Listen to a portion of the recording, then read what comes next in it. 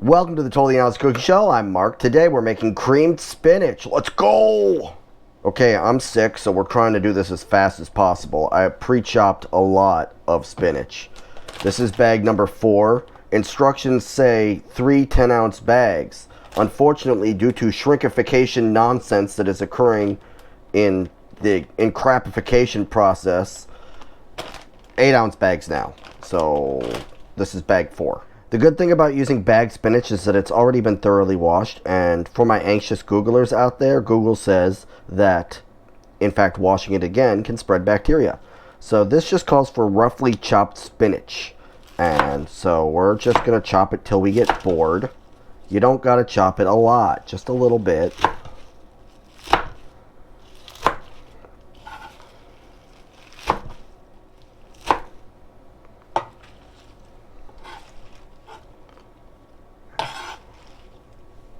On the Totally Honest Cooking Show, we consider rough chopping to be lazy chopping. Rough chopping is you don't have to cut it that much and you're going for kind of a rustic look. And I'll be honest with you, it's my favorite kind of chopping. Once you are done, you will have a big giant bowl of spinach. So from here, we're also going to need 1 1/4 cup of heavy cream, a 1/2 cup of freshly grated Parmesan cheese, 6 slices of provolone all ripped up, 3 tablespoons of white onion, and 2 tablespoons of minced garlic.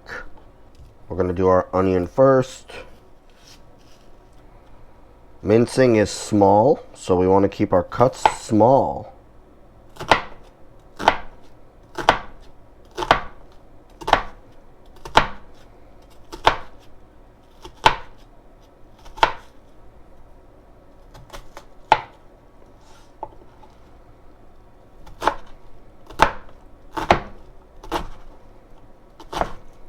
If you watch the show a lot, usually I do not mince garlic. Usually I press garlic. But if you wanted to mince garlic, you do it the same way we just did the onion.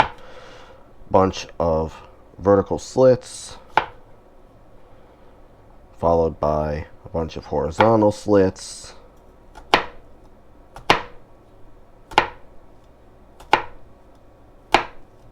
Followed by just get in there. Gather your ingredients. Make sure you have a 1/4 cup of butter on hand. I didn't mention that before. Give your cheese a taste. Make sure it's good. You know, perfectly normal cooked things. First, we're coming over here to the stovetop, and we're going to begin wilting our spinach over medium-high heat. The savvy viewer will notice that I can't fit all of the spinach in here at once. That's fine. And we're just going to keep adding spinach. Nothing too exciting. Earlier I mentioned that one of the pros about this is that you don't have to wash the spinach because it's already washed. I forgot that I was about to segue, and I failed because I'm sick and my brain doesn't work. We'll blame that. You absolutely could use frozen spinach for this. The challenge with frozen spinach is that it adds a new layer of water, and you'll see why that's a problem in a minute. Now, it might not be a problem. It might just be a little bit more work in getting rid of the water later. And honestly, given how much spinach I'm using, frozen spinach is probably the way to go. But you see how those bags that you get frozen in the supermarket are great value compared to, you know, this. We're now loading up our spinach into our colander.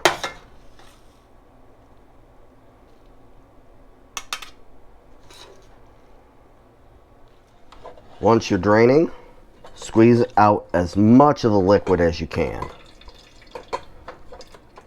If you happen to have a burger smasher lying around,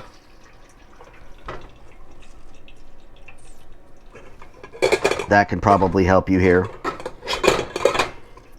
Back to the skillet, medium heat, 1/4 cup of butter. Okay, onion and garlic. And those are staying in there for 5 minutes. Well, that's going. I'm going to go ahead and pre-tear my provolone cheese because, like I said, I am the epitome of lazy today. It's starting to get darker than I'd prefer, a little early, so I'm adding my spinach along with my heavy cream. And I'm going to stir to incorporate. as one does. It's the style of the time. Side note, look at all the liquid I got out of that. Okay. Instructions say to begin tearing the provolone and layering it. I'll be honest with you, Internet. Probably didn't need to chop it.